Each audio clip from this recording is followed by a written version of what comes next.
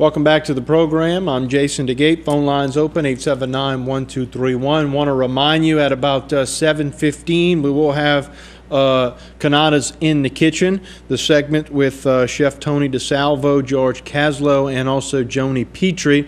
They'll be cooking up pork cutlets with a cream sauce on top, also some stuffed pork chops and red velvet cupcakes. So very tasty items if you stay tuned. That's coming up at about 7:15 if you're watching us live. So about 2 segments from now. Let's get back to the phone lines. Hello, welcome to Bayou Time.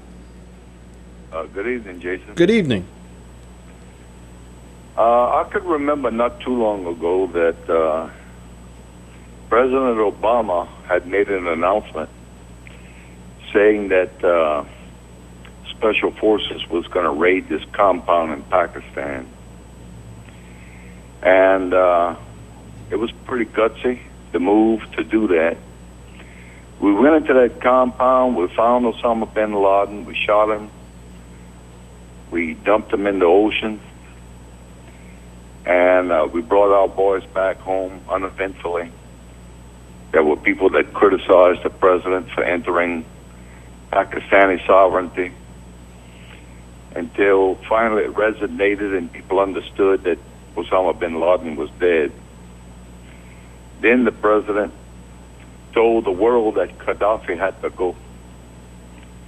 And they had a bunch of ragtag rebels got together, and they started to resist this dictator.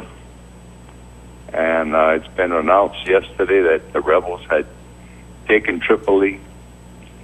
We had people that called in and criticized the president for entering Libyan sovereignty. We had people that criticized him for having a third war when it was in a support role. And it was approved by the UN. We had people criticize him for violating the War Powers Act as an act of treason. And it looks like they might have to go and dig Gaddafi out from underground somewhere, and that come to pass. And day before yesterday, I heard on the news that President Obama stated that President Assad of Syria has to go. So we may have another conflict with Syria. But concerning this local issue concerning this young boy at Burger King. Okay. The first problem I have with this particular case, and it's just conjecture, it's just opinion. My understanding, I watched Fox News last night, and they said that it was a 12-year-old boy that had entered Burger King by himself.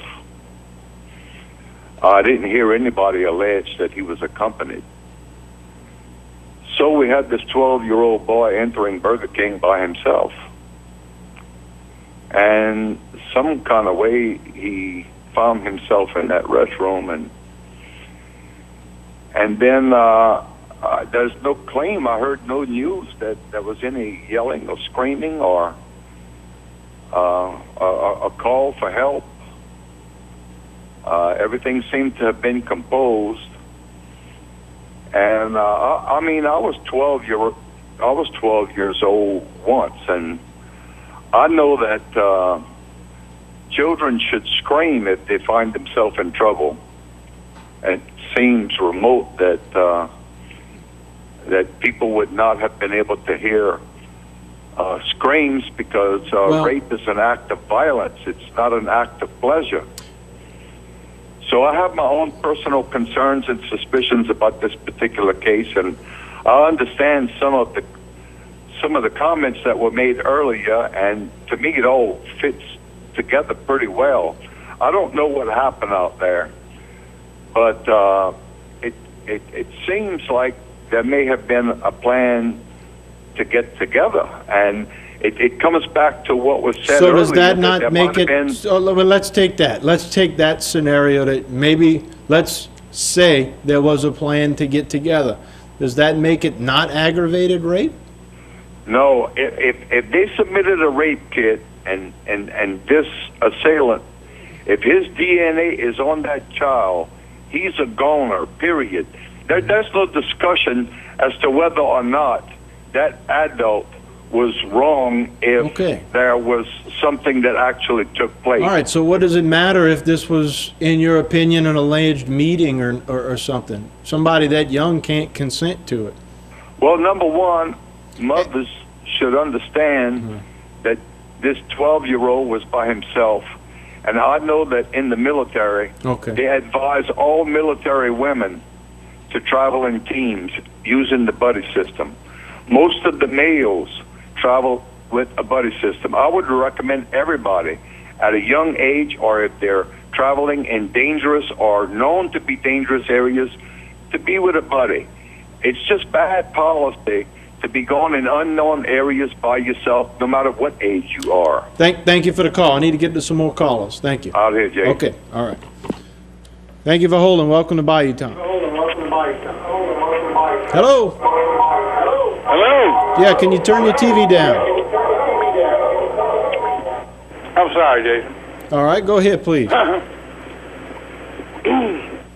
don't agree with that call at all. All right. He seems like he's related to the person that did this.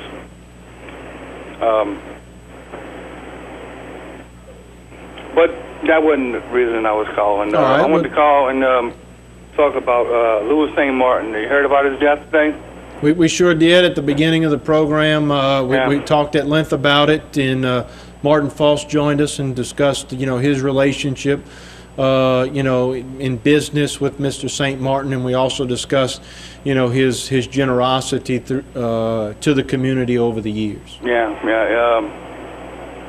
I just wanted to send my condolences to him and his family, and it's tragic. He was a warrior. I tell you what, he was a warrior in the courtroom. You can't deny that. He was and I just want to send my condolences to him and his family. I'm sure they appreciate that call. All right, I'm gonna let you go, bud. Okay. Bye-bye. All right. Thank you for the call, and I'm sure the family appreciates it as well. I do need to take a break. 879-1231. If you'd like to join us, we'll have time for one more segment of phone calls before we go to Canada's in the Kitchen. So one more segment of phone calls, and then we'll turn it over to Chef George Caslow, Tony DeSalvo, and Joni Petrie.